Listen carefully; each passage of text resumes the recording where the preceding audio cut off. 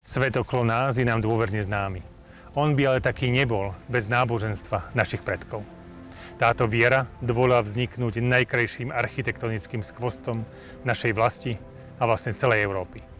Aj na to myslím v Európsky deň kultúrneho dedičstva. Ale nie len na to. Kresťanstvo nie je iba nádhera chrámov, kláštorov, sôch, parkov, malieb. Je v nás samých. Dokonca ani marxizmus by bez kresťanstva nevyzeral tak, ako vyzerá. Odtiaľ vychádza základná západná koncepcia ľudských práv. Odtiaľ pramení naše presvedčenie o rovnosti ľudí. Nie o rovnakosti, ale o rovnosti. Z kresťanstva sa zrodilo aj právo neveriť, mať slobodu odmietnúť zjavené náboženstvá a hľadať svoju vlastnú cestu. Z kresťanstva vychádza tolerancia.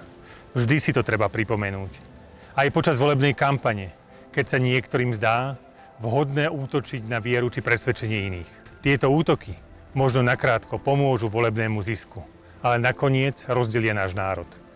Vykopú hlboké priekopy nesúhlasu a odcudzenia. Na to by sme všetci mali pamätať. Ak sa nám to aj nepáči, to kým sme, vychádza z kresťanstva.